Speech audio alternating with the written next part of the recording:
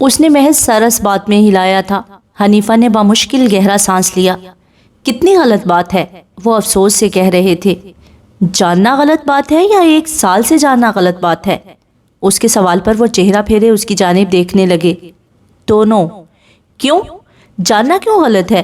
اس کے پوچھنے پر وہ حیران ہوئے۔ یہ میرا راز ہے عالم، اس کا لوگوں کو پتہ چلنا کوئی خوش آئند بات نہیں ہے۔ یہی پوچھ رہا ہوں چیف، یہ راز کیوں ہے؟ اس راز کا لوگوں کے لیے جاننا خوش آئند کیوں نہیں ہے؟ اسے راز رکھنا کیوں ضروری ہے؟ کیا آپ اپنی بیٹی پر پشیمان ہیں؟ اس کا انداز بہت خشک تھا۔ حنیفہ کو کچھ چبھ سا گیا تھا۔ یاسر، انہوں نے اسے تنبیہ کی تھی۔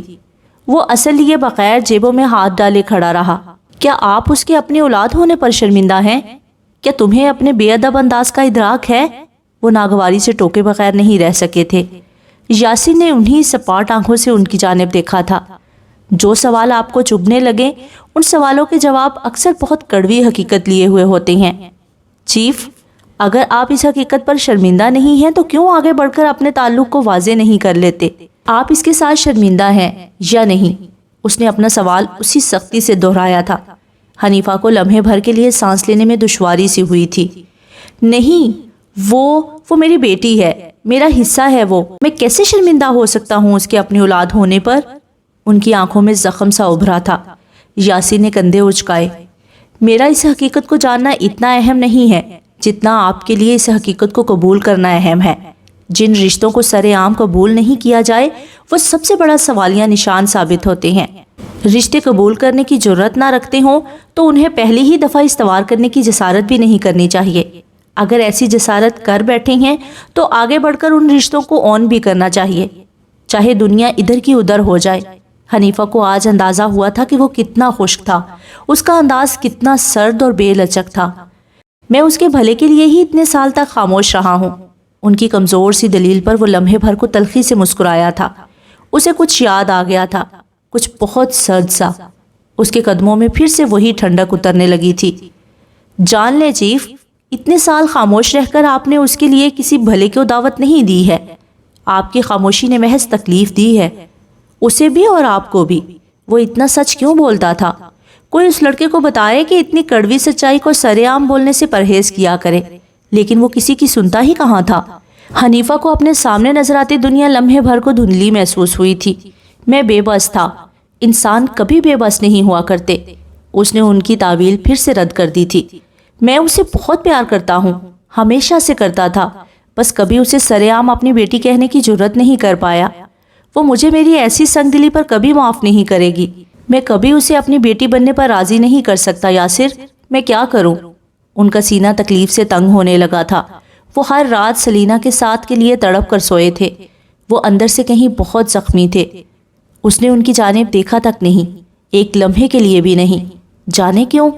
رشتوں سے پیچھے ہٹنے والوں پر اسے کبھی رحم نہیں آتا تھا، کبھی بھی نہیں۔ آپ اس رشتے کو نام دینے کے علاوہ کچھ نہیں کر سکتے، اور اگر آپ اتنی جرأت نہیں رکھتے تو آئندہ مجھ سے اس موضوع پر بات مت کیجیے گا۔ اس نے حد واضح کر دی تھی۔ حنیفہ نے ہتھیلی سے آنکھیں رگڑی تھی، پھر اس کی جانب گلابی ارتکاز سے دیکھا۔ اس کے سیاہ بال ماتھے پر گر رہے تھے اور وہ انہیں پیچھے کرنے کے تکلف سے بے نیاز جیبوں میں ہاتھ ڈالے کھڑا تھا۔ کیا وہ مجھے معاف کر دے گی؟ اصولاً تو اسے آپ کو کبھی معاف نہیں کرنا چاہیے۔ اس کے کہنے پر وہ گہرا سانس لے کر رہ گئے تھے۔ یاسر کی کسی بات سے انہیں کوئی اختلاف نہیں تھا۔ اگر وہ مجھے معاف نہیں کرے گی تو میں کہاں جاؤں گا یاسر؟ وہ آپ کو معاف کر دے گی۔ اسے رشتے توڑنے سے نفرت ہے۔ اپنے اتنے زہریلے رشتہ داروں کو نہیں چھوڑ سکی وہ تو اب تک۔ شکر کرے میرے جیسا بیٹا نہیں ملا ہے آپ کو، شکل تک نہیں دیکھتا آپ کی دوبارہ۔ اور یہاں وہ بے ساختہ ہی مسکرا دیے تھے۔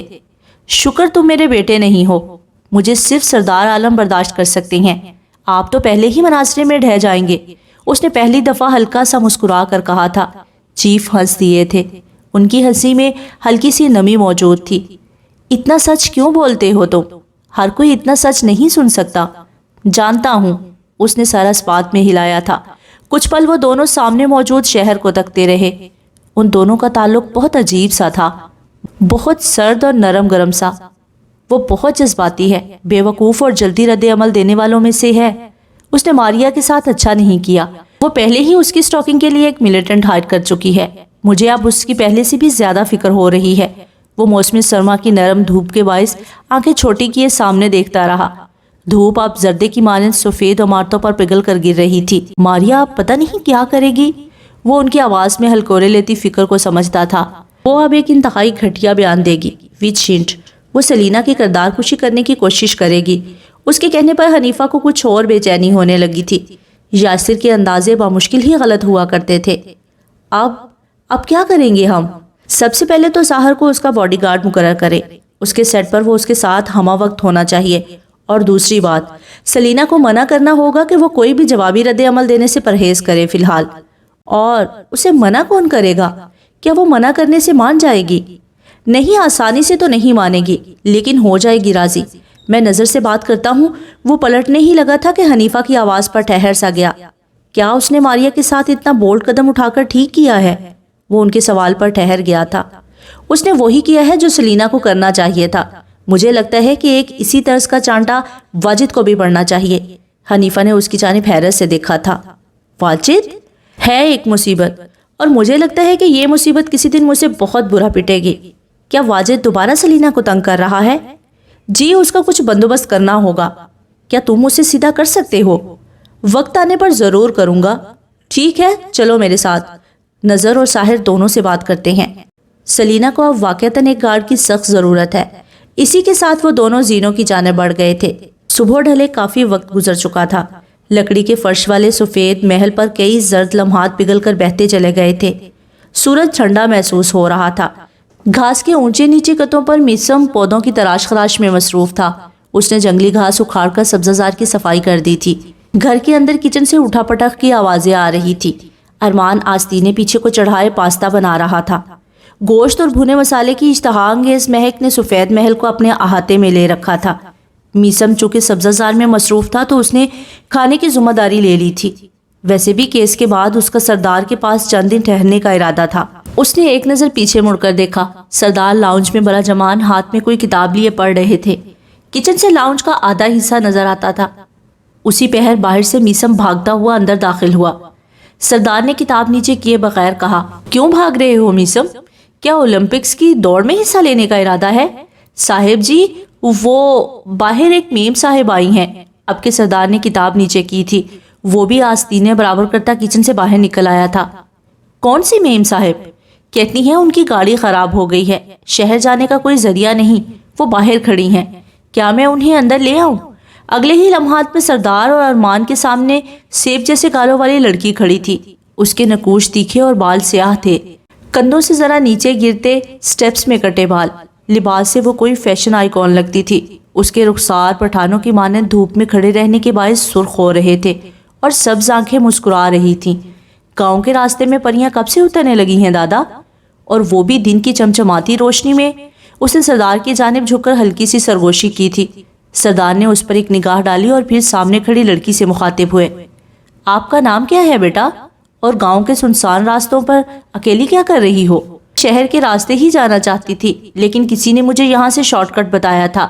چونکہ مجھے جلدی پہنچنا تھا تو یہاں سے سفر کرنا بہتر لگا، لیکن میری گاڑی راستے کے عین درمیان میں خراب ہو گئی۔ نام سائرہ ہے میرا، سائرہ ارمغان۔ شارٹ کٹس خطرناک ثابت ہو سکتے ہیں۔ ارمغان کی جاسوسی ہی بھڑکی تھی۔ کیوں نہ بھڑکتی؟ آخر کو قابل ستائش ڈیٹیکٹیو جو تھا۔ مجھے نہیں پتا تھا۔ کیا آپ کچھ دیر مجھے یہاں رہنے پر راضی ہو سکتے ہیں؟ تب تک شہر سے میں اپنے دوست کو کال کر کے بلوا لوں گی، اس نے کہا تو ان دونوں نے ایک دوسرے کی جانب دیکھا تھا۔ ارمان کو کوئی اعتراض نہیں تھا۔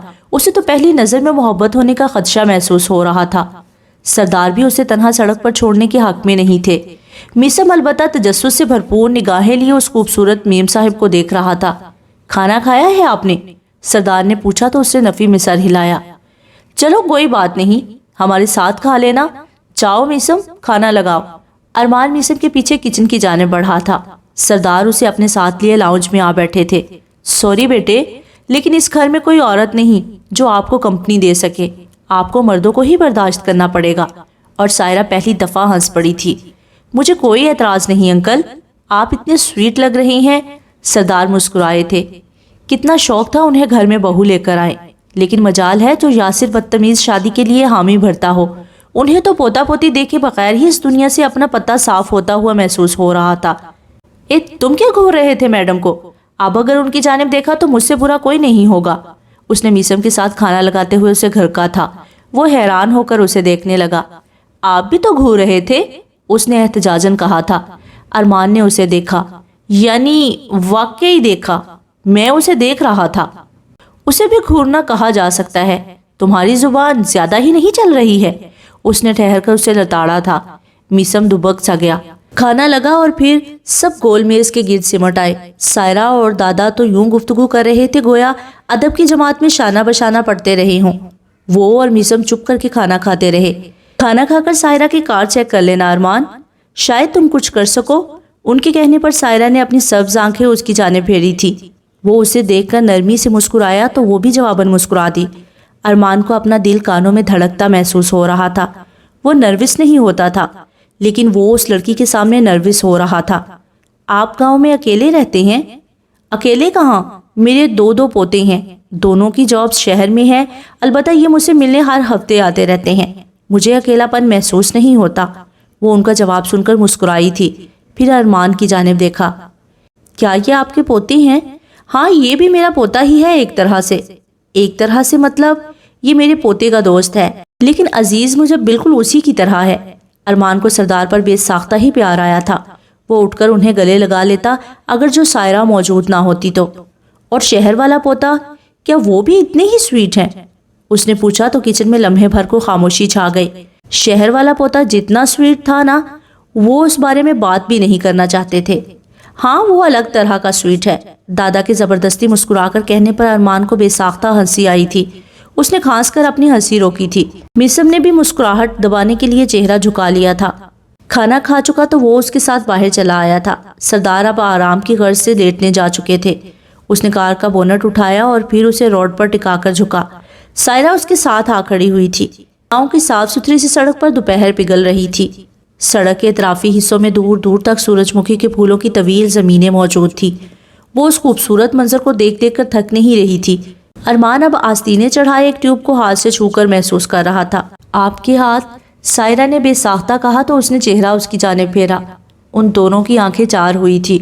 سورج مکھی کے پھولوں کی زردی ان دونوں میں گھلنے لگی تھی۔ کوئی بات نہیں، آپ کی کار ٹھیک ہے، بس درمیانی ٹیوب میں تھوڑا کچرا آ گیا ہے، ابھی ٹھیک ہو جائے گی۔ اس کے ہاتھوں پر کالک لگ گئی تھی، لیکن وہ اصل لیے بغیر جھک کر کام کرتا رہا۔ ایک ہاتھ کار کے اگلے حصے پر رکھے وہ منہمک محسوس ہوتا تھا۔ سائرہ کو اس کی سیاہ آنکھیں بہت اچھی لگی تھی، نرم مہربان سی آنکھیں۔ گاؤں کا یہ حصہ بالکل کسی کہانی کا حصہ لگ رہا ہے، پرسکون، خوبصورت اور ٹھہرا ہوا۔ اس کے کہنے پر وہ مسکرایا تھا، پھر سیدھا ہوا، بونٹ روڈ سے ہٹا کر اگلے حصے پر برابر کرنے لگا۔ چلے، آپ کی کار ٹھیک ہو گئی، تھینک یو سو مچ۔ اس نے نفی میں سر ہلایا تھا۔ سبز آنکھیں اسے بہت بھلی معلوم ہو رہی تھی۔ اب آپ کار سٹارٹ کر کے دیکھیں، شروع میں مسئلہ ہوگا لیکن اب ٹیوب صاف ہو گئی ہے تو جلد ہی انجن سٹارٹ ہو جائے گا۔ اس نے سر ہلایا اور پھر کار کا اگلا دروازہ کھول کر اندر آ بیٹھی۔ چابی اگنیشن میں گھمائی۔ انجن نے حرارت پکڑنے میں کچھ وقت لیا، لیکن اگلے ہی پل گاڑی سٹارٹ ہو گئی تھی۔ سائرہ نے اس کی جانب سراہتی ہوئی مسکراہٹ سے دیکھا۔ وہ اس کی کھڑکی کے پاس چلا آیا۔ آپ بہت اچھے لوگ ہیں، بہت شکریہ میری مدد کرنے کے لیے۔ اس فیور کے بدلے میں کیا چاہیں گے آپ؟ وہ سوچنے لگا اور پھر اسے دیکھا۔ ایک اور ملاقات، اور وہ ہنستی تھی۔ وہ خود بھی مسکرا رہا تھا۔ اگر ہم یہاں بائی چانس ملے ہیں تو کہیں اور بھی بائی چانس مل سکتے ہیں، سائرہ نے آنکھوں میں سن گلاسز چڑھاتے ہوئے کہا تھا۔ وہ ہنس دیا اور پھر سر ہلانے لگا۔ آپ کا سفر اچھا گزرے۔ وہ 2 قدم پیچھے ہوا تھا، ساتھ ہی ہاتھ بھی ہلایا۔ سائرہ نے بھی جواباً سر کے خم سے شکریہ ادا کیا تھا، پھر گاڑی آگے بڑھا لے گئی۔ وہ دیر تک اس کی کار کو دور جاتے دیکھتا رہا۔ اسے اندازہ نہیں ہو سکا کہ وہ کتنی دیر کھڑا رہا۔ سردار کی آواز دینے پر وہ چونک کر سیدھا ہوا تھا۔ اتنے ہی اسیر تھے تو رات کے کھانے تک روک کیوں نہیں لیا اسے؟ اس کے رخسار گلابی ہوئے تھے، گردن کے پیچھے ہاتھ پھیرتا وہ بے بسی سے ہنس دیا تھا۔ اس نے کہا تھا کہ اسے شہر جلدی پہنچنا ہے۔ سردار اس کے جواب پر مسکرائے تھے، پھر اس کے ساتھ آ کھڑے ہوئے۔ یاسر تو شادی جانے کب کرے گا؟ تم ہی شادی کر لو، میرا کسی کا نکاح دیکھنے کا بہت دل چاہ رہا ہے۔ صرف آپ کے نکاح دیکھنے کی خواہش کے لیے میرا نکاح کروا رہے ہیں آپ؟ وہ اب ان کے ساتھ اندر بڑھ رہا تھا۔ پہلے کے وقت میں تمام نکاح صرف اسی لیے ہوتے تھے کیونکہ ان کے بڑے بوڑھوں کو بچوں کی خوشیاں دیکھنے کا بہت شوق ہوتا تھا۔ چلے، میں آپ کے لیے نکاح کرنے کو تیار ہوں، لیکن مصیبت یہ ہے کہ مجھ سے شادی کرے گا کون؟ وہ دونوں اب باتیں کرتے اندر کی جانب بڑھ گئے تھے۔ سردار اب اس کی کسی بات پر دل کھول کر ہنس رہے تھے اور وہ انہیں ہنسا رہا تھا۔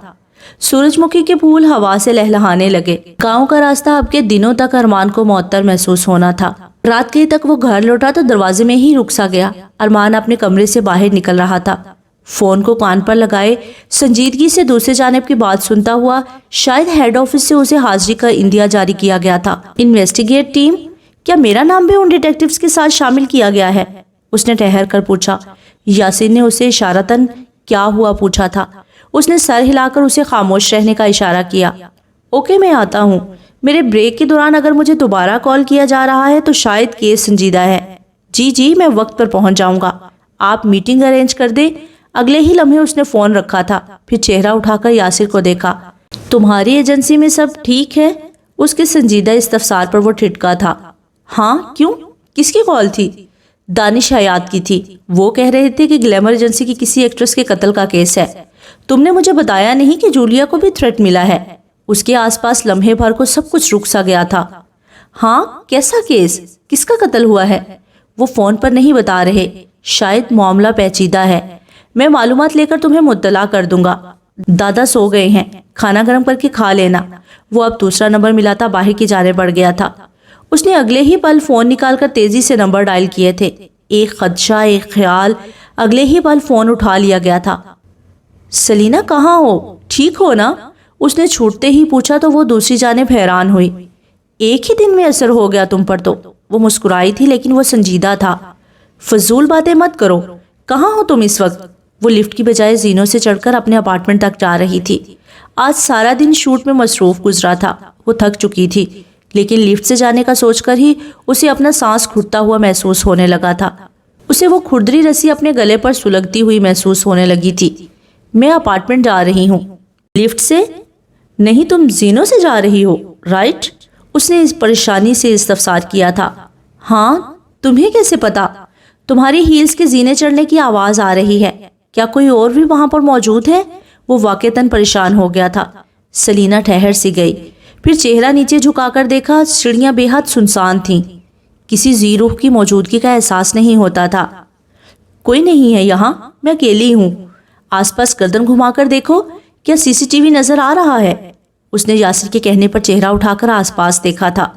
وہاں کوئی کیمرہ نصب نہیں تھا۔ نہیں؟ اچھا، اب میری بات سنو، تم جتنی تیزی سے ہو سکے سیڑھیاں چڑھتی جاؤ، کم آن، اور فون مت کاٹنا۔ اس کی آواز میں کچھ ایسا تھا کہ سلینا کو خوف سا آنے لگا۔ ایک پل کے لیے اسے سنسان زینوں سے واقعتاً خوف آیا تھا۔ کیا ہوا ہے؟ تم مجھے ڈرا رہے ہو۔ وہ اب تیزی سے زینے چڑھتی جا رہی تھی۔ اسے لگا کوئی اس کے پیچھے اسی تیزی سے زینے چڑھ رہا ہے۔ یاسر، مجھے ڈر لگ رہا ہے، کوئی میرے پیچھے ہے۔ اور اس کی لرزتی آواز سن کر یاسر عالم کو اپنے سر پر دادا کا سفید محل گھومتا ہوا محسوس ہو رہا تھا۔ تم زینے چڑھتی جاؤ، رکنا نہیں، میں آ رہا ہوں۔ اور وہ اسی تیزی سے اوپر چڑھتی جا رہی تھی۔ وہ باہر کی جانب بھاگا تھا۔ سلینا کو اپنا سارا وجود کپکپاتا ہوا محسوس ہو رہا تھا۔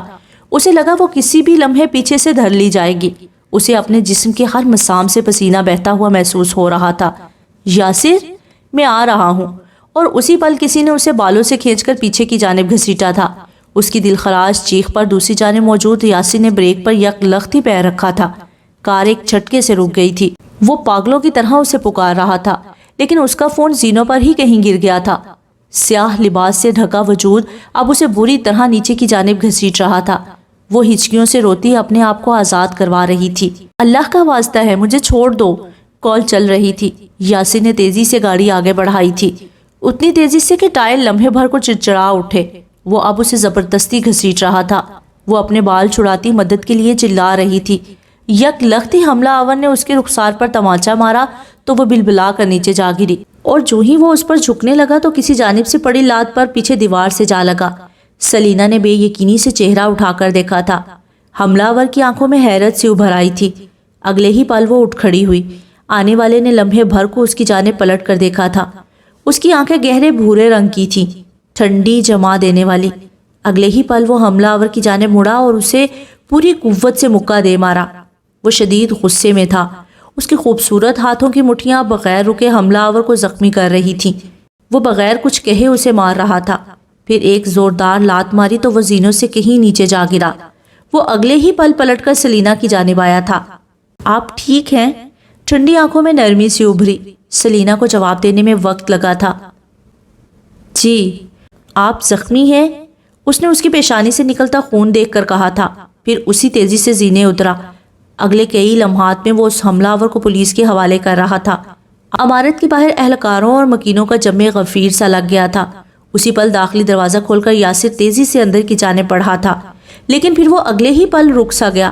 سلینا سامنے انتظارگاہ کے صوفے پر برجمان تھی۔ معید اس کے ماتھے پر پٹی باندھ رہا تھا، ساتھ ساتھ وہ نرمی سے اسے کچھ کہہ بھی رہا تھا۔ یاسر کو جانے کیوں اپنی کن پٹیاں سلگتی ہوئی محسوس ہوئی تھی۔ اگلے ہی پل وہ آگے بڑھ آیا۔ سلینا نے اسے دیکھا تو اٹھ کھڑی ہوئی، پھر تیزی سے اس کی جانب بڑھی۔ تم ٹھیک ہو؟ کون تھا وہ؟ اس نے تیزی سے پوچھا تو وہ سکون سے مسکرائی۔ بالکل ٹھیک ہوں میں، سد شکر کہ معید وقت پر پہنچ گیا، نہیں تو پتہ نہیں کیا ہو جاتا، اس نے کہا اور پھر اپنے پیچھے کھڑے معید کی جانب گھومی۔ وہ اب ان دونوں کی جانب بڑھ آیا تھا۔ دراز قد، وجیح اور بالوں کو پیچھے جمائے ہوئے سیاہ لانگ کوٹ پہنے وہ کسی مجسمے جیسا لگتا تھا۔ یاسر یہ میرے سائیکیٹرسٹ ہے معید حسن، اور معید یہ میرے خیر خواہ ہیں یاسر عالم۔ معید نے اسی سنجیدگی سے سر ہلایا تھا، پھر ہاتھ اس کی جانب بڑھایا تو یاسر نے بے تاثر چہرہ لیے اس کا ہاتھ تھام لیا۔ آپ اس وقت زینوں پر کیا کر رہے تھے معید صاحب؟ اس کی خوش سی آواز ابھری تھی۔ سلینا کی مسکراہٹ اگلے ہی پل غائب ہوئی۔ کیا وہ اس پر شک کر رہا تھا؟ خدا کے لیے یاسر، اس نے جان بچائی ہے میری۔ وہ آنکھوں میں اسے خفا سی تنبیہ کر رہی تھی۔ میں سلینا سے ملنے جا رہا تھا، لفٹ کا ٹائمر خراب ہونے کے باعث مجھے زینوں کا استعمال کرنا پڑا، معید نے اسی سکون سے کہا تھا۔ ان دونوں نے ایک دوسرے کا ہاتھ چھوڑ دیا۔ وہاں عجیب سا تناؤ دار آیا تھا، اور یہ تو طے تھا کہ وہ ایک دوسرے کو پہلی ہی نظر میں اچھے نہیں لگے تھے۔ وہ دونوں آمنے سامنے استادہ تھے۔ ماحول میں گہرا سا تناؤ محسوس ہوتا تھا۔ سلینا نے ان دونوں پر باری باری محتاط نگاہ ڈالی تھی، پھر وہ زبردستی مسکرا کر یاسر کے ذرا سامنے ہوئی۔ اب وہ معید سے اپنے اگلے اپائنٹمنٹ کی بابت بات کر رہی تھی۔ وہ بھی اسی نرمی سے اسے جواب دے رہا تھا۔ کچھ لمحات بعد وہ الوداعی کلمات کہتا جانے کے لیے باہر کی جانب بڑھ گیا تھا۔ یاسر دور تک اس کی پشت دیکھتا رہا۔ اس کے جاتے ہی سلینا اس کی جانب بل کھا کر مڑی تھی۔ کیا تھا یہ؟ اس بندے نے عین خطرے کے وقت جان بچائی تھی میری۔ وہ اس پر خفا ہوئی تھی۔ یاسر نے گہرا سانس لیا۔ سب سے پہلا شک جان بچانے والے پر ہی کیا جاتا ہے، پھر تو مجھے تم پر بھی شک کرنا چاہیے، وہ جل کر بولی تھی۔ اس نے کندھے اچکائے۔ اصولاً تو تمہیں شک کرنا چاہیے تھا، لیکن جتنی سمجھدار تم ہو اس کے بعد تم صرف ایکٹنگ ہی کر سکتی ہو۔ شک کرنے کے لیے تھوڑی عقل درکار ہوتی ہے۔ ایک پل کے لیے سلینا کو اپنے سر میں درد محسوس ہوا تھا۔ حملہ آور نے اس کے بال بری طرح کھینچے تھے۔ ماتھے پر آئی چوٹ کے باعث بھی اس کا سر دکھ رہا تھا۔ چلو، یاسر نے اس کے چہرے پر تکلیف دہ آثار نمودار ہوتے دیکھ کر کہا تھا۔ وہ آگے بڑھا تو سلینا بھی اس کے پیچھے ہو لی۔ لفٹ کا ٹائمر واقعی خراب تھا۔ بہت سے ماہرین اسے ٹھیک کرنے کی تگ و دو میں مصروف تھے۔ لفٹ کی خرابی کے باعث دوسری لفٹ میں خاصا رش تھا، اسی لیے انہیں زینوں سے چڑھ کر ہی اوپر جانا تھا۔ زینوں پر چڑھتے وقت یاسر اب تنقیدی نگاہ سے ہر جانب چہرہ گھما کر دیکھ رہا تھا۔ سلینا نے اس پر ایک نگاہ ڈالی۔ اس کے گلے میں ٹائی موجود نہیں تھی۔ سفید شرٹ کے اوپری 2 بٹن کھلے تھے۔ سیاہ کوٹ غائب تھا اور وہ ڈریس شرٹ کے آستینے پیچھے چڑھائے ہوئے تھا۔ بال جو ہمہ وقت سلیقے سے پیچھے جمے ہوتے تھے فی الوقت ماتھے پر گر رہے تھے، اور وہ اسے خاصا تھکا ہوا لگ رہا تھا۔ اسے لمحے بھر کو اس پر ترس آیا تھا۔ کیا دیکھ رہے ہو؟ اس نے چند پل بعد اس کے ساتھ زینے چڑھتے ہوئے پوچھا تھا۔ اس کی وجہ سے وہ آہستگی سے سیڑھیاں چڑھ رہا تھا۔ بلائنڈ سپاٹس، اس نے کہا تو وہ بھی چہرہ اٹھا کر دیکھنے لگی۔ کیا مطلب ہوتا ہے بلائنڈ سپاٹس کا؟ اس نے لا علمی کے باعث استفسار کیا تھا۔ یاسر اب اوپر چڑھتے ہوئے ساتھ ساتھ ریلنگ سے چہرہ جھکائے نیچے دیکھ رہا تھا۔ زینوں پر سینسر لائٹس لگی ہوئی تھی۔ انسانی موجودگی کے باعث وہ کمکمے خود بخود جل اٹھتے تھے۔ جو ہی انسانی موجودگی کا احساس ختم ہوتا وہ خود بخود بند ہو جایا کرتے تھے۔ نچلے زینے بے حد خاموش اور اندھیرے میں ڈوبے محسوس ہو رہے تھے۔ بلائنڈ سپاٹس وہ جگہ ہوتی ہے جو کیمرے کی آنکھ سے دور ہوتی ہے، یا ان جگہوں پر کیمرہ نصب نہیں ہوتا۔ کیمرے کی غیر موجودگی کے باعث جرائم کا ہونا یقینی سی بات ہے۔ حملہ آور کو علم ہوتا ہے کہ کون سا بلائنڈ سپاٹ کہاں ہے، اسی لیے وہ حملہ کرنے کے لیے ایسی جگہوں کا انتخاب کرتے ہیں جہاں پر ان کے حملے کے آثار باقی نہ رہیں۔ وہ معتجب ہوئی تھی۔ واو، لیکن میں تو حملے کی عینی شاہد ہوں۔ بلکہ میں تو وکٹم ہوں. کیا میری گواہی اہمیت کی حامل نہیں ہوگی؟ حملہ آور کو پکڑنے کے لیے یاسین نے اس کی جانب لمحے بھر کو دیکھا تھا. وہ اب چہرہ گھما کر اپنے آس پاس دیکھ رہی تھی. حملے کے آفٹر شاکس. اس نے سر جھٹکا تھا. کوئی ایک ایسی بات بتاؤ جو حملہ آور کو پکڑنے میں معاون ثابت ہو سکے. اس کے پوچھنے پر وہ لمحے بھر کو ٹھہر گئی تھی. شاید وہ سوچ رہی تھی، یاد کرنے کی کوشش کر رہی تھی. اس نے سیاہ ماسک اور سیاہ لباس زیب تن کر رکھا تھا. میں اس کا چہرہ نہیں دیکھ سکی. یہ دیکھو، یہ گواہی ہے تمہاری. اس سے حملہ آور کے متعلق کیا معلوم ہو سکتا ہے؟ اور وہ اس سے متاثر ہو گئی تھی. اسے سمجھانے کے لیے ہی یاسر نے سوال کیا تھا. حملہ آور ذہین شخص ہوتا ہے. اسے پتا ہوتا ہے کہ کون سی چیز اس کے خلاف استعمال کی جا سکتی ہے. وہ اپنے وکٹم کو اچھے سے جانتے ہیں. تم ایک کمزور اور آسان وکٹم ہو ان کے لیے. اگر انہیں مجھ پر حملہ کرنا ہوگا تو وہ کوئی تگڑا اور ایسا بندہ بھیجیں گے جسے لڑنا آتا ہو، کیونکہ میں آسان وکٹم ثابت نہیں ہو سکتا. انہیں مجھ تک آنے کے لیے محنت کرنی ہوگی. اس کی تفصیلات، اس کا انداز اور خواہ مخواہ متاثر ہوتی جا رہی تھی. تو پھر جو تحقیقات میں متاثرہ شخص کا بیان لیا جاتا ہے، کیا وہ بھی اہمیت نہیں رکھتا؟ کیا وہ صرف ایک طرح کی فارمیلٹی ہوتی ہے؟ اس کے سوال ختم نہیں ہو رہے تھے. یاسین نے نفی میں سر ہلایا تھا. نہیں، وہ بھی اہمیت رکھتا ہے. بعض وکٹمز بھی بہت ذہین اور باریک بین ہوتے ہیں. وہ حملہ آور کے وجود سے آتی مخصوص خوشبو کو محسوس کر لیتے ہیں، یا حملہ آور کا کوئی ایسا ٹریڈ مارک دیکھ لیتے ہیں جو انہیں پکڑنے میں مددگار ثابت ہوتا ہے. لیکن ایسے وکٹمز بہت کم ہوتے ہیں. حملے کے وقت انسان شدید خوف کے زیر اثر ہوتا ہے. ایسے میں اپنے اعصاب بحال رکھ کر حملہ آور پر توجہ دینا کٹھن ہوتا ہے. وہ اس کا جواب سن کر سر ہلانے لگی تھی. اس نے کبھی ان معاملات کو ایسے نہیں دیکھا تھا. اور اگر ہم بلائنڈ سپاٹس ختم کر دیں اور اگر ہم ہر جگہ کیمرے نصب کر دیں تو کیا جرائم کا قلعہ کما مکمل طور پر ہو سکتا ہے؟ اور وہ اس کے سوال پر گردن جھکا کر لمحے بھر کو مسکرا دیا تھا. اسے واقعی صرف اداکاری کرنی آتی تھی. کتنی معصومیت سے پوچھا تھا اس نے جرائم ختم ہونے کے متعلق. اسے مسکراتا دیکھ کر وہ حیران ہوئی تھی. کیا ہوا؟ کیا کچھ غلط پوچھ لیا میں نے؟ تم اتنی سمجھدار کیوں ہو سلینا؟ اسے ہنسی آ رہی تھی. کیا ہوا؟ سلینا کو سمجھ نہیں آیا. جرائم کبھی ختم نہیں ہو سکتے، کبھی بھی نہیں.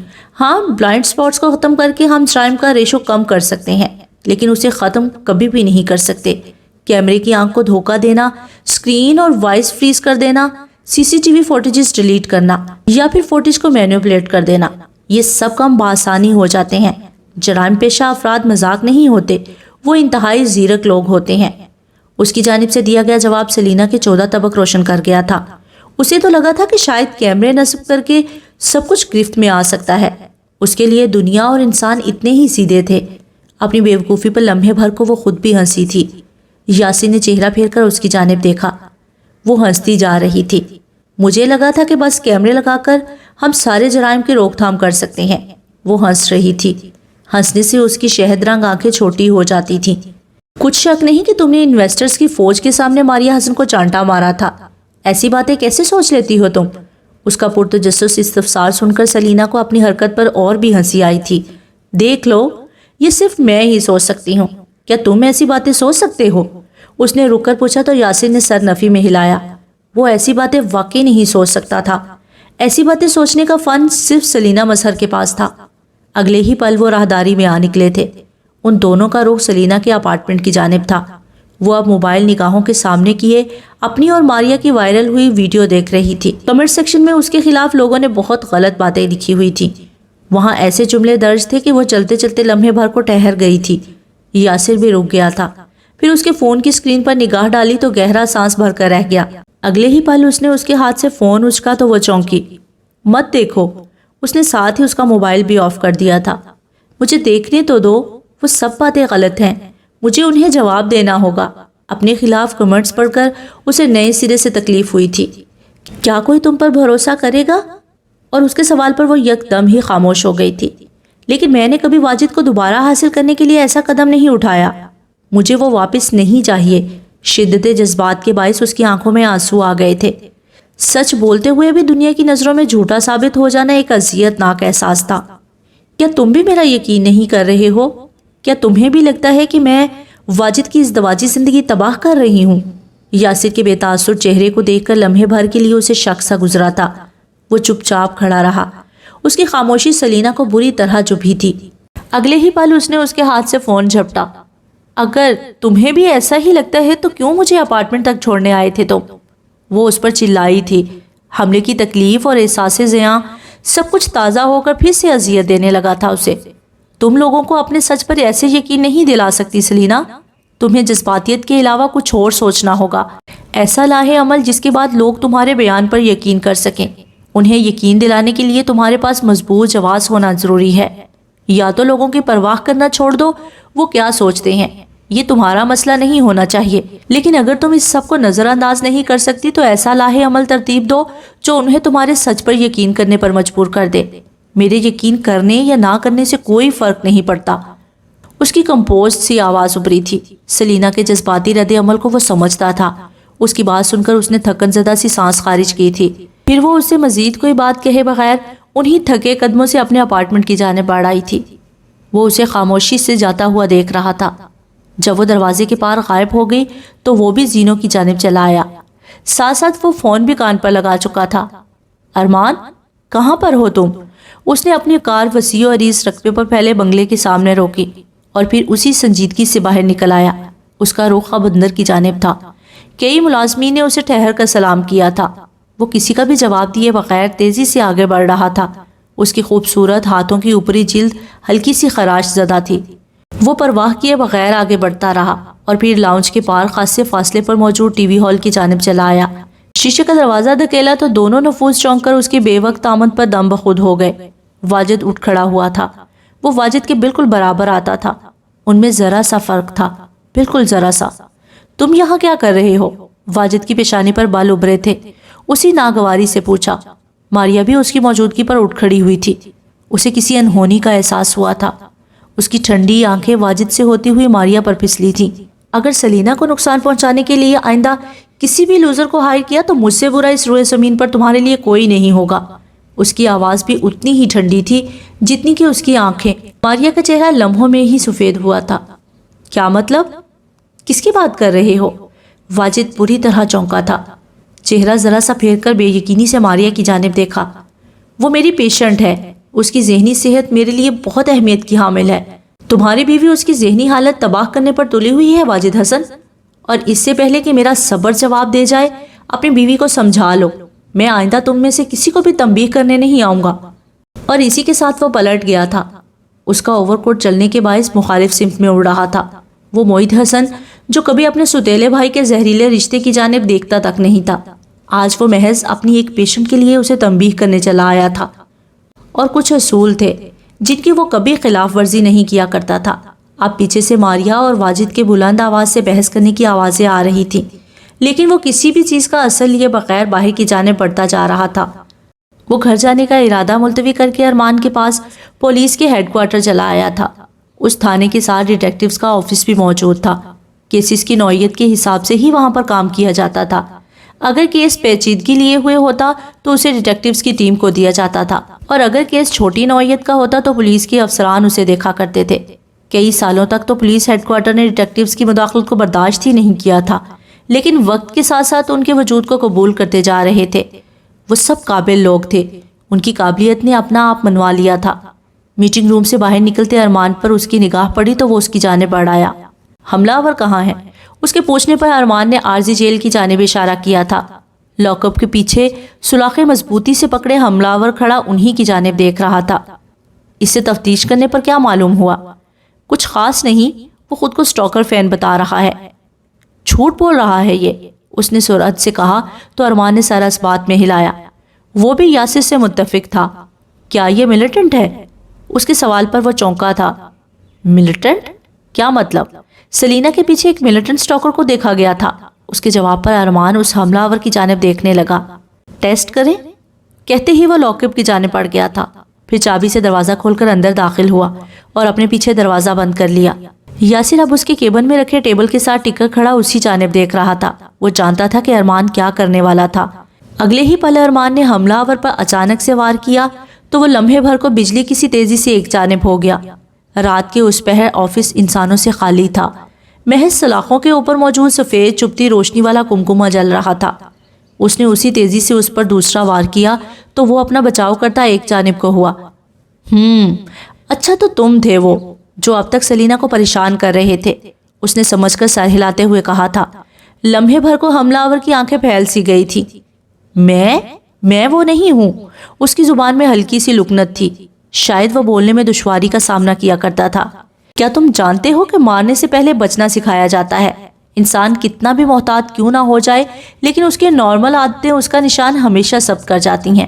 تمہارا وار پر جوابی وار کرنے کی بجائے ڈیفینس کرنا بتا رہا ہے کہ تم ملیٹنٹ رہے ہو۔ ارمان کو اپنا جواب مل گیا تھا اور وہ اگلے ہی پل باہر چلا آیا تھا۔ دروازہ لاک کیا، یاسر کی جانب بڑھ آیا۔ اب وہ دونوں ڈیسک کے ساتھ ٹکے حملہ آور کو دیکھ رہے تھے۔ تمہیں کیا لگتا ہے کہ اس حملہ آور کا انتخاب کیوں کیا گیا ہے؟ اس کے پوچھنے پر یاسر آنکھیں سکیڑے اب حملہ آور کے بے وقت ہنستے چہرے کو دیکھ رہا تھا۔ وہ سلاخوں سے ٹکا ہنس رہا تھا۔ کچھ ہی پل بعد وہ یک لخت زور زور سے رونے لگا تو وہ دونوں چونک گئے۔ کچھ پل بعد یاسر آگے بڑھ آیا تھا، پھر اس حملہ آور کو بغور دیکھا۔ ملٹری سے کیوں نکالا گیا تھا تمہیں؟ حملہ آور اس کے سوال پر ہنستا جا رہا تھا۔ یاسر کو اس کی ذہنی حالت پر شک سا ہوا تھا، کہیں کچھ گڑبڑ تھی، اور لمحوں ہی میں اس کے سامنے دھماکہ سا ہوا تھا۔ وہ اگلے ہی پل پلٹا۔ کیا اس سال خارج کیے گئے ملیٹنٹس کی فہرست نکال سکتے ہو تم؟ اس نے ارمان سے کہا تو اس نے سارا اس بات میں ہلا کر اپنا لیپ ٹاپ کا رخ کیا۔ پچھلے ہی دنوں اس نے ایک دوسری جورسڈکشن کے کیس کو اسٹڈی کیا تھا۔ اس میں ملیٹنٹس کی تفصیلات تھیں جنہیں اسی سال فوج سے نکالا گیا تھا۔ اگلے ہی پل وہ سیدھا ہوا، چہرہ اٹھا کر سلاخوں سے لگے کھڑے حملہ آور کی جانب دیکھا۔ یاسر، اس نے اسے آواز دی تو وہ جلدی سے آگے بڑھا۔ اسکرین پر ایک جانب چھوٹی سی تصویر کے ساتھ اسی حملہ آور کی تفصیلات درج تھیں۔ خارج کیے جانے کی وجہ ذہنی معذوری اور شارٹ ٹرم ڈیمنشیا۔ ارمان نے آہستگی سے پڑھ کر حیرت سے ساتھ جھکے یاسر کو دیکھا تھا۔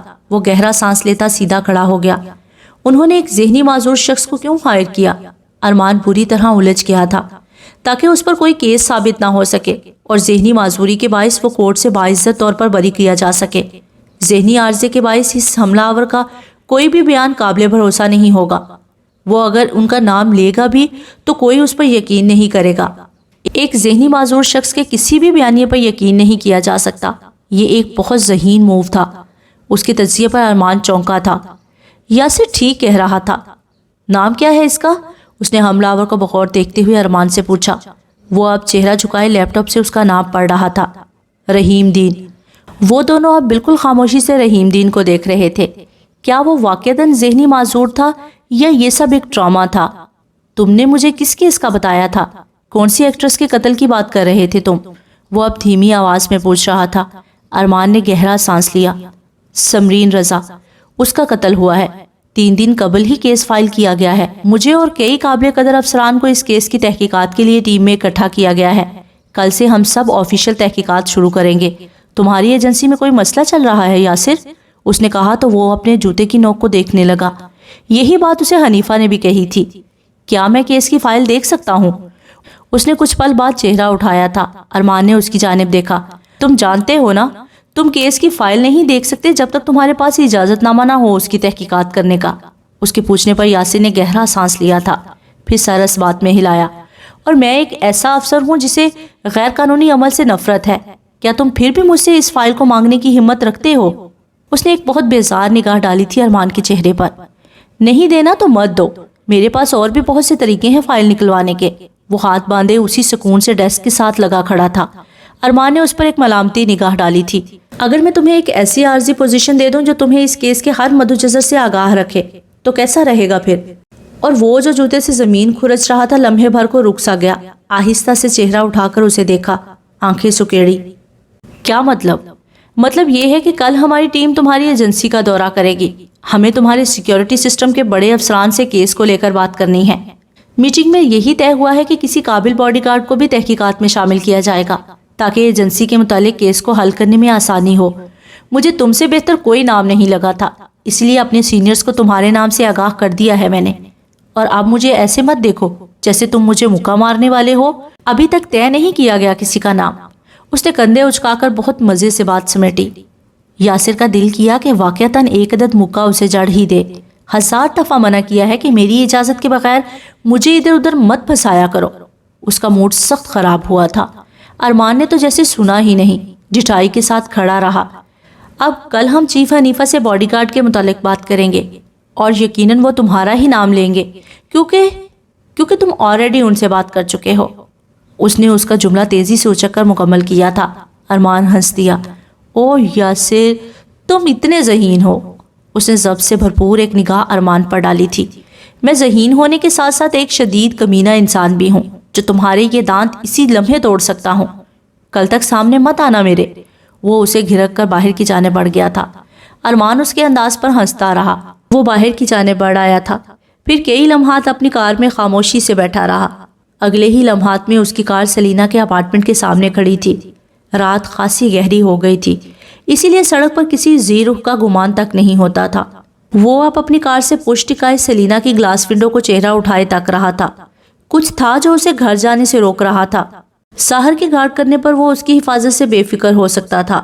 اس نے گہرا سانس لیا اور یک پڑتی رات میں اس کے لیے پہرا دیتا رہا۔ اگلے دن وہ انتہائی تھکن کے باوجود بھی شوٹ پر چلی آئی تھی۔ اس پورے ہفتے اس کے اوقات کا خاصے مصروف تھے۔ نظر امجد نے یہ فوٹو شوٹ بہت کٹھن مراحل کے بعد رکھوایا تھا۔ وہ اپنے مسائل میں اپنے کام کو نظر انداز کرنے جیسی جسارت نہیں کر سکتی تھی۔ ایسی لگژریز کی گنجائش صرف ان ایکٹریس کے پاس نکلتی تھی جو خاصی امیر تھی۔ اس جیسی اداکارہ کے پاس سر جھکا کر کام کرنے کے علاوہ اور کوئی راستہ نہیں تھا۔ شوٹ کے دوران ہی اسے چیف حنیفہ کی کال موصول ہوئی تھی۔ وہ اسے کسی اہم معاملے کے تحت ایجنسی بلا رہے تھے۔ اس نے شوٹ سے فارغ ہو کر ان سے ملنے کا وعدہ کر لیا، لیکن شوٹ سے فارغ ہوتے ہوتے بھی اسے مغرب ہو چکی تھی۔ تھکن تھی کہ اعصاب سے اب پٹھوں میں سرایت کرتی جا رہی تھی۔ وہ مغرب کی اذانوں کے ساتھ ہی ایجنسی میں داخل ہوئی تھی۔ گلیمر ایجنسی واقعتاً گلیمرس لگ رہی تھی۔ رات کی اترتی سیاہیوں میں اس کے سفید روشن کمکمے ہر جانب روشن تھے۔ ان روشنیوں میں اسے پل بھر کو اپنی آنکھیں چندھیائی ہوئی محسوس ہو رہی تھی۔ وہ آگے بڑھ آئی، یوول اور نظر امجد کو اپنی آمد کی اطلاع دی اور ان سے حال احوال دریافت کرنے کے بعد نچلے فلور تک چلی آئی۔ شوٹ کے بعد وہ خاصی آرام دہ لباس میں ملبوس تھی۔ اس نے ہلکے گلابی رنگ کی گھٹنوں تک آتی فراک زیب تن کر رکھی تھی۔ سفید ٹائٹس اور ہیلز کی بجائے سنیکرز پہنے، کھلے بالوں کو پیچھے کیے ان پر پیارا سا رومال باندھے، چہرے پر 2 عدد باریک لٹے گرائے وہ خوبصورت لگ رہی تھی۔ آگے بڑھتے ہوئے اس نے بہت سے گارڈز کو سر کے خم سے مسکراتے ہوئے سلام کا جواب دیا تھا۔ اسے ایجنسی کا یہ نچلا فلور بہت پسند تھا، کیونکہ اس جگہ کبھی اس کی بے عزتی نہیں کی گئی تھی، کبھی اسے حقارت سے نہیں دیکھا گیا تھا۔ اسے ہر گارڈ نے ہمیشہ عزت کی نگاہ سے دیکھا تھا۔ کھڑکتے فون کی گھڑیوں اور ہما ہمی کے ساتھ آتے جاتے گارڈز کے باوجود بھی اسے وہ جگہ پرسکون محسوس ہوئی تھی۔ چیف حنیفہ کے آفس سے قبل یاسر کا کیبن موجود تھا۔ اس نے لمحے بھر کو اندر جھانک کر دیکھا، ساتھ خود کو یاسر کی ڈانٹ کے لیے بھی تیار کر لیا۔ وہ یوں ایک مصروف ٹیم کے آفس میں جھانک رہی تھی، کوئی لتاڑتا یا نہیں، لیکن یاسر کی جانب سے پڑنے والی جھاڑ یقینی تھی۔ لیکن اندر کا منظر اسے حیران کر گیا تھا۔ ٹیم کا کوئی بھی رکن اندر موجود نہیں تھا۔ درمیانے ٹیبل پر بہت سی فائلز اور لیپ ٹاپس کھلے رکھے تھے۔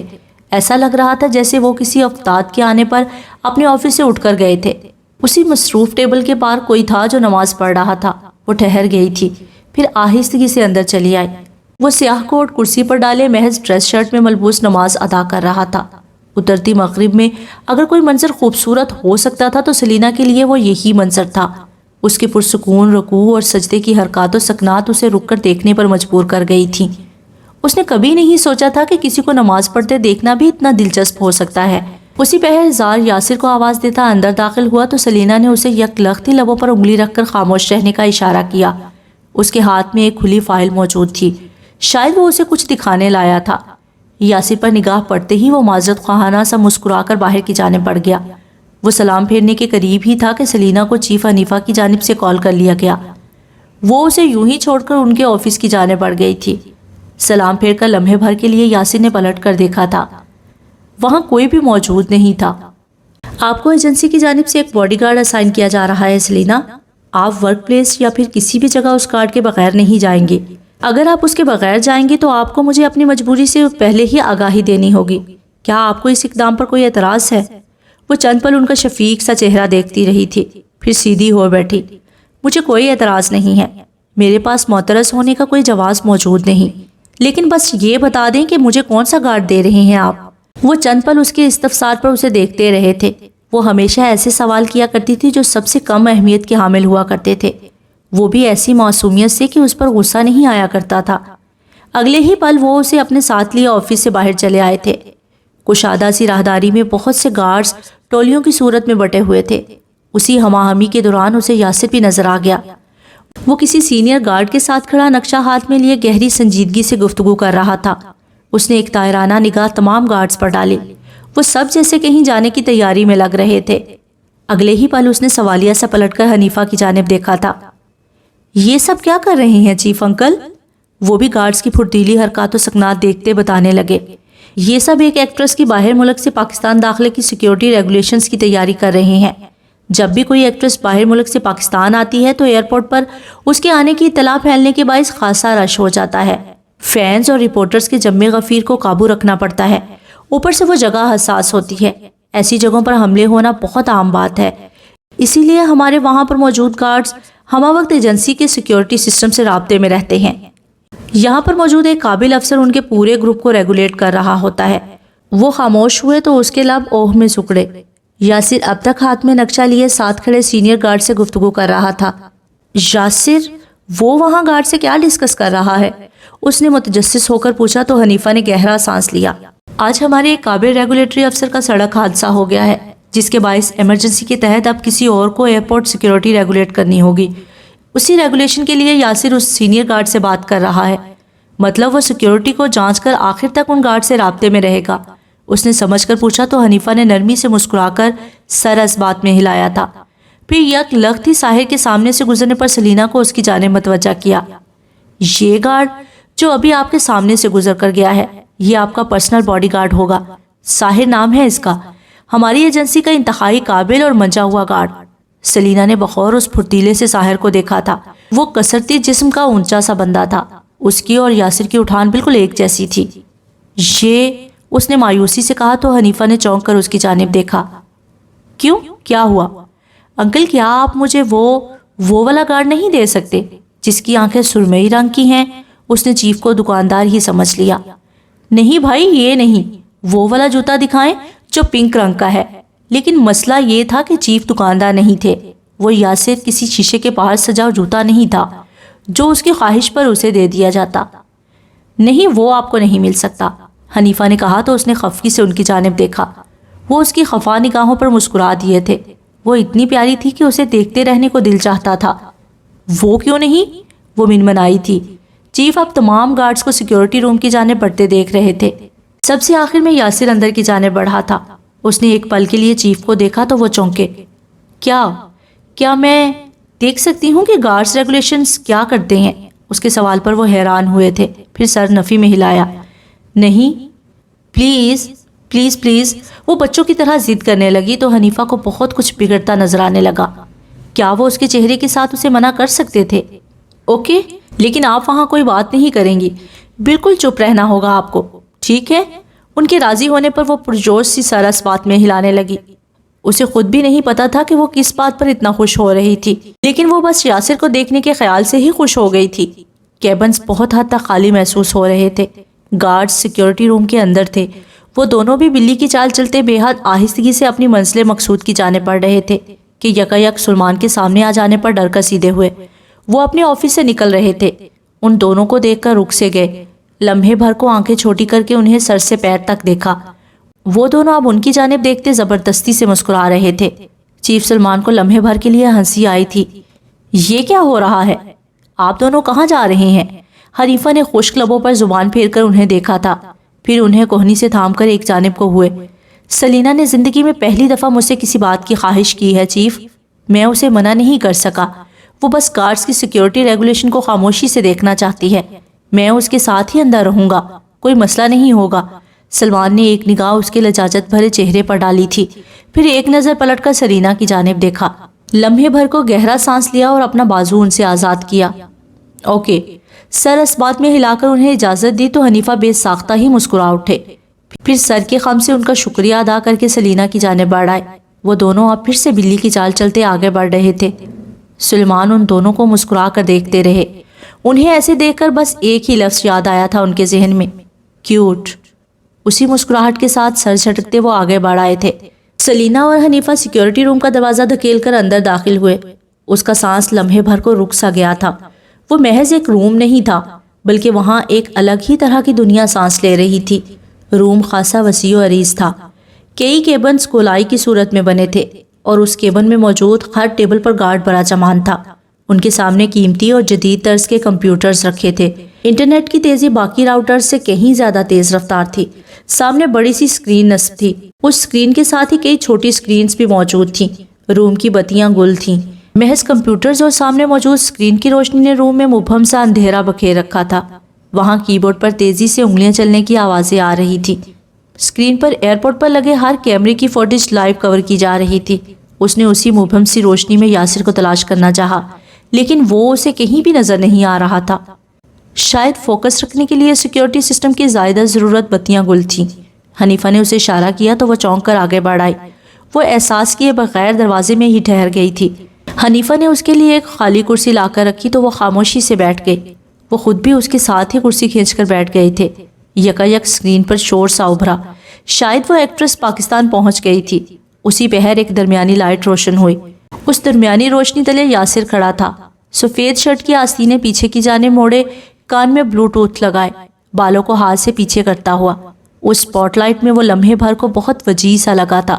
اس کے علاوہ شاید اتنے انہماک سے اسے کوئی بھی نہیں دیکھ رہا تھا۔ شاید ان سب کے لیے یہ سب ایک نارمل بات تھی، لیکن یاسر عالم کو سپاٹ لائٹ تلے دیکھنا اس کے لیے نارمل ہرگز بھی نہیں تھا۔ سیکیورٹی ان آپریشن، اس کی چہری ہوئی آواز روم میں لگے اسپیکرز پر گونجی تھی۔ اسے لگا وہ بے چین ہو رہی ہے۔ کسی کی سیکیورٹی ریگولیٹ کرنا مذاق ہرگز نہیں تھا۔ یہ ایک مضبوط اعصاب کا کام تھا۔ اگر وہ یاسر کی جگہ ہوتی تو اتنے اعتماد سے کبھی اتنے سارے لوگوں کو ریگولیٹ نہیں کر پاتی۔ کیمرہ نمبر 10، اپنے دائیں جانب سے میڈم کو سیکیور کیا جائے۔ فرنٹ پر موجود کیمرہ اگلی راہداری کا منظر واضح کرے۔ وہ بغیر رکے اعتماد سے ہدایات دیتا جا رہا تھا۔ اس کی ہر ہدایت پر کی بورڈ پر کھڑکتی انگلیاں تیز تر ہوتی جاتی۔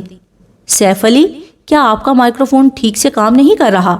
مجھے آپ کی آواز کھرکھر سی محسوس ہو رہی ہے۔ جنید، دیکھو کہیں انٹرنیٹ کا مسئلہ تو نہیں؟ اس نے لمحے بھر کو پلٹ کر اندھیرے میں برا جمان کسی جنید کی جانب اشارہ کر کے کہا تھا۔ F7، اپنے تمام کیمروں کی فوٹیجز کو منظر عام پر لایا جائے۔ راہداریوں کے ہر حصے کو سیکیور کیا جائے۔ آپ آگے بڑھ سکتے ہیں، درمیان میں کہیں ٹھہرنے کی ضرورت نہیں۔ جلد از جلد میڈم کو ایئرپورٹ کی حدود سے باحفاظت نکالنا ہماری ذمہ داری ہے۔ کسی رپورٹرز یا فین کی آواز پر میڈم کو رکنے نہیں دیا جائے۔ کوتاہی کی کوئی گنجائش نہیں۔ اس کی آواز میں ہلکی سی تنبیہ ابھری تھی۔ ولید اکرم، آپ کے بائیں جانب سے کوئی بھاگتا ہوا میڈم کی طرف بڑھ رہا ہے۔ نامعلوم افراد کو سبجیکٹ تک بڑھنے سے روکا جائے۔ ہر لمحے روم میں موجود سنجیدگی اور خاموشی گہری ہوتی جا رہی تھی۔ اسے ہر کیمرے کی ہر حرکت پر نگاہ رکھنی تھی۔ سلینا بھی خشک ہوتے حلق کے ساتھ اسکرین پر نگاہیں جمائے بیٹھی تھی۔ ہر لمحے اسکرین پر ہر کیمروں کی فوٹیجز تبدیل ہوتی جا رہی تھی۔ وہ ایک نقشے کے تحت چل رہے تھے اور وہ ٹھہر گئی۔ اچھا، تو یاسر کے ہاتھ میں وہ نقشہ اسی لیے تھا۔ وہ اپنا ہوم ورک مکمل کر کے ہی سامنے کھڑا ہوا تھا۔ داخلی راستہ بہت رسکی ہو سکتا ہے۔ ہیڈ انچارج شاہد رستم، سبجیکٹ کو لے کر 7ویں دروازے کی جانب بڑھ جائے۔ معاملات انڈر کنٹرول ہیں۔ وہاں راہداریاں صاف اور لوگوں کے بہتات سے خالی ہیں۔ اس نے لمحے بھر کو ٹھہر کر ہاتھ میں بندی گھڑی کی جانب دیکھا تھا۔ 10 منٹ، محض 10 منٹ کے اندر اندر اسے انہیں ایئرپورٹ کی حدود سے باہر نکلنے کی ہدایات دینی تھی۔ کچھ سیکیورٹی رسک کی وجہ سے آج پہرا بہت سخت تھا۔ 10 منٹ میں آپ 7واں دروازہ پار کر کے سبجیکٹ کو لیے باہر نکل آئیں گے۔ دھیان رہے رپورٹرز کی نگاہ ان پر نہ پڑے۔ پیچھا کرنا ہم افورڈ نہیں کر سکتے۔ F11 کی راہداری کے آخری سرے پر ایک قطار کی صورت کھڑا کیا جائے۔ مزید لوگ اس جانب نہیں آنے چاہیے۔ راجر پوز، دوسری جانب سے گارڈز کی آواز ایک ساتھ ابھری تھی۔ انہیں اپنا کام کرنا آتا تھا، اور جب تک وہ ایکٹریس دروازے سے پار ہو کر کار تک سلامتی سے نہیں پہنچ گئی، ان سب گارڈز کی سانسیں اٹکی رہیں۔ کئی گاڑیاں ایک ساتھ آگے بڑھیں تو یاسر نے ہاتھ باندھ کر اسکرین کی جانب دیکھا۔ Security operation closed, subject secured, اور اسی کے ساتھ اس نے کان سے بلوٹوتھ نکال کر پیچھے ٹیبل پر رکھ دیا تھا۔ سب کی پرسکون سی سانس خارج ہونے کی آواز ایک ساتھ ہی محسوس ہوئی تھی۔ اسی لمحے ہال نما سیکیورٹی روم کی بتیاں روشن کر دی گئی تھی۔ گارڈز ایک دوسرے کو آپریشن کی بحالی پر مبارکباد دے رہے تھے۔ وہ بھی سینئر گارڈ کے ساتھ ساتھ ہاتھ ملاتا سر کو خم دے رہا تھا۔ وہ اور حنیفہ اس کے لیے ہلکی آواز میں تالیاں بجا رہے تھے۔ یکایک اس کی نگاہ دور بیٹھی سلینا پر پڑی تو وہ حیران ہوا۔ اسے بالکل اندازہ نہیں تھا کہ وہ یہاں پر موجود تھی۔ وہ اس کے دیکھنے پر اسے مسکرا کر سراہ رہی تھی۔ وہ نہیں مسکرایا، بس سنجیدگی سے نگاہ دوسری جانب پھیر لی۔ سلینا کو اس کے انداز نے غصہ نہیں دلایا تھا۔ شاید وہ ہر وقت بے وجہ مسکرانے والا آدمی نہیں تھا۔ اسے اس کے انداز کی عادت ہوتی جا رہی تھی۔ انکل، اگر یہ آپریشن کامیاب نہیں ہوتا تو پھر اس آپریشن کی ناکامی کی تمام تر ذمہ داری یاسر کو اپنے سر لینی پڑتی۔ ڈسپلن کے تحت اسے چند دن کے لیے سسپینڈ بھی کیا جا سکتا تھا۔ اس کا 7 سالہ بے داغ ریکارڈ خراب ہونے کا خدشہ بھی تھا۔ اس کی آنکھیں پھیل گئی تھی۔ وہ اس کے حیران ہونے پر مسکرائے تھے۔ اسی لیے یہ کام سینئر گارڈز کو بھی نہیں دیا گیا۔ ہر کوئی ایسے معاملات کو پایہ تکمیل تک نہیں پہنچا سکتا، اور پھر ناکامی کی صورت ذمہ داری بھی اپنے سر پر لینا آسان نہیں ہوتا۔ اسے کسی وجہ کے تحت یہ کام سونپا گیا تھا، کیونکہ وہ یہاں لمحے بھر کو ٹھہرے تھے۔ پھر چہرہ اٹھا کر یاسر کو دیکھا۔ He has nerves of steel۔ آہستہ سے جملہ مکمل کیا تو وہ بری طرح متاثر ہو کر اس کی جانب دیکھنے لگی۔ وہ اب گارڈز کے ساتھ ہی باہر کی جانب بڑھ رہا تھا۔ پھر ان سے اجازت لیتا ان دونوں کی جانب بڑھ آیا۔ حنیفہ اب اسے مسکرا کر گڈ ورک کہہ رہے تھے۔ وہ محض سر کی خم سے ان کی ستائش قبول کر رہا تھا۔ تم اتنے گول لگ رہے تھے کہ میں کیا بتاؤں۔ اس نے تالیاں بجا کر اسے سراہا تو اس نے چونک کر آس پاس دیکھا۔ گارڈز اب مسکراہٹ دبائے سلینا کو دیکھ رہے تھے، لیکن یاسر کی نگاہ پر نظر یوں بچائی گویا کچھ دیکھا ہی نہ ہو۔ اگلے ہی پل وہ تینوں باہر کی جانب بڑھ آئے۔ راہداری میں ہی اسے ارمان مل گیا تھا۔ ان کی چیف کے ساتھ میٹنگ تھی۔ حنیفہ ڈیٹیکٹیوز کی جانب بڑھے تو وہ اس کے ساتھ پیچھے کھڑا رہ گیا۔